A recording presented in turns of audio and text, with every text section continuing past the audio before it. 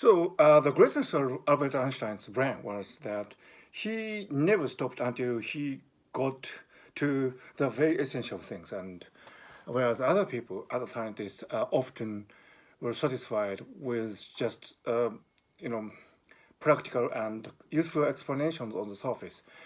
Take the theory of relativity, for example.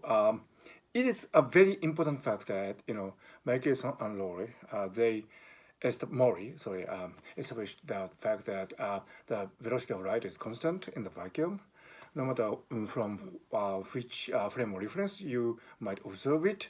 And other people try to explain that fact with really complicated, well, not so complicated, but rather complicated equations.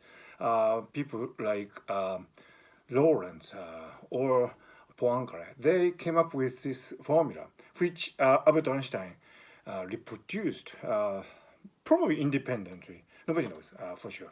Maybe he says he learned from these equations, but I'm not sure at this moment. But anyway, Albert Einstein reproduced these equations in the 1905 paper. So some people might say that Albert Einstein was not really original because these equations were known before Albert Einstein by people like Lorentz and Poincare. However, the way these equations, really ad hoc equations, were derived was superficial. These guys were really clever, Konrad Lorenz and Poincare, and not Konrad Lorenz. Sorry, Konrad Lorenz was the zoologist. Anyway, Lorenz and Poincare. These people were clever, so they came up with these equations, but they didn't know the fundamental reason why this was the case. But Albert Einstein did not stop there.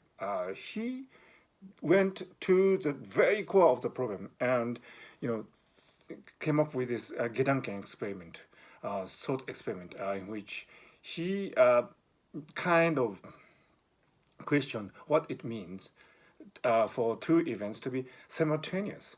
Before that, people just assumed in the Newtonian space-time view, and they just assumed that when two events are simultaneous, well, that's it.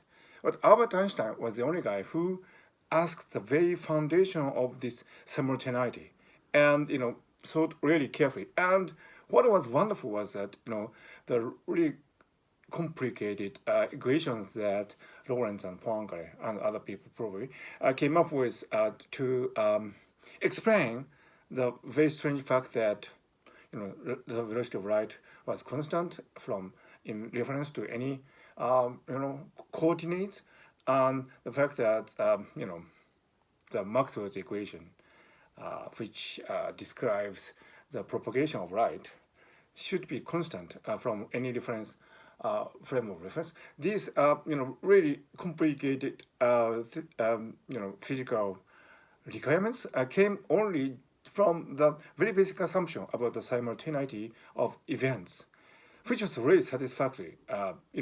So in science, in particular in physics, there are two layers of explanation, I think. And one layer is where you put the equations that explains beautifully the phenomena, and many people are satisfied with that.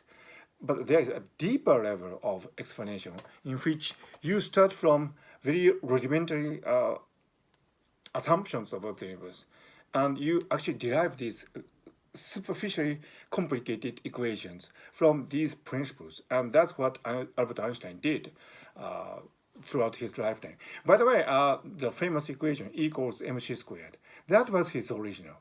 And this also came from his considerations about the nature of space-time, about simultaneity and so on.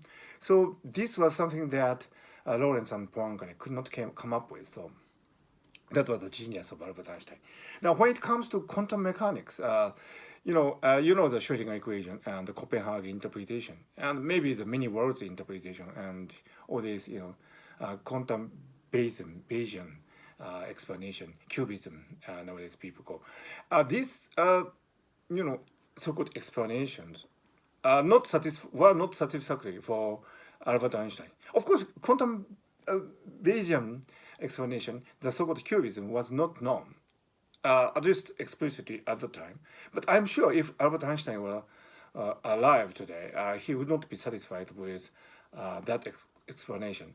I was attending a conference actually on consciousness last year in Switzerland, and there was Roger Penrose, and there were actually several people from the Cubism front, and they were giving talks, and Roger Penrose was deeply, deeply unsatisfied with the explanation because the explanation, for the lack of better explanations, trivial or superficial. In the same way that Lorentz transformation or Poincare, equations were trivial or superficial, before Albert Einstein came up with the brilliant idea how to derive them from the very fundamental assumptions about simultaneity. So nobody understands quantum mechanics, and those people who claim they understand quantum mechanics are probably stupid, for the lack of better words. So there are always these two layers of explanation, right? In any theory of science, and especially in physics, and so in quantum mechanics, I think it is fair to say that nobody has come up with a deeply satisfying explanation yet. So nobody knows why, for example, there's this non-locality, and why and how. These two adjectives are very different, and you must be careful with that. But anyway, why and how these non-localities exist in quantum mechanics, and nobody is sure of that. I'm sure. And Albert Einstein was great because he was the guy who actually pointed out explicitly the inherent non-locality of in quantum mechanics, the so-called EPR paradox, right? So EPR, I think, led to many interesting investigations. I think Bell's inequality also is related to EPR, and this inherent non-locality in quantum mechanics is something I think is widely accepted nowadays, and it is one of the fascinating features of quantum mechanics. But Albert Einstein was the first to point that out together with Podolsky and Rosen, and isn't that wonderful? I mean, Albert Einstein was the guy who was always making noise about quantum mechanics and how it was unsatisfactory, and this really wonderful correspondence with Niels Bohr, in which he expressed his doubts about so-called Copenhagen interpretation of quantum mechanics.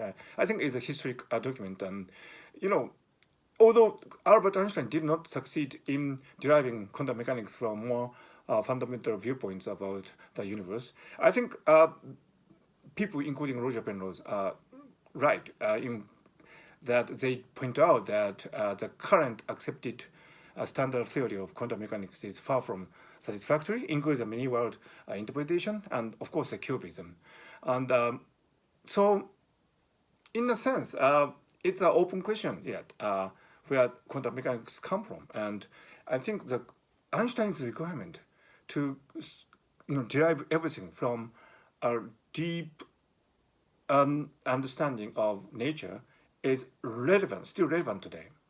So, I was trained as a physicist, and now I study the brain, especially the so-called mind-brain problem. In this field, it's really difficult to come up with any sensible model about the origin of consciousness. But I always think that this attitude of Albert Einstein, which requires people not to be satisfied with trivial, superficial explanations, but to try to delve into the very foundations of things, is, I think, relevant today. So, in neuroscience, unfortunately, people have not actually succeeded in coming up with some satisfactory explanation, for example, of the semantics of language, for example, or free will. But I think if somebody sometime comes up with one theory, that should be something that is equivalent to what Albert Einstein did, in which he derived his theories from very fundamental assumptions about the universe. Just giving some superficial explanations like the Bayesian learning theories applied to artificial intelligence, for example, I think that's not satisfactory. In natural language processing, people come up with all these theories about statistical learning using big data. But that, of course, has nothing to do with the semantics of language. And you should not stop where only superficial trivial theories exist. That's a status quo, unfortunately.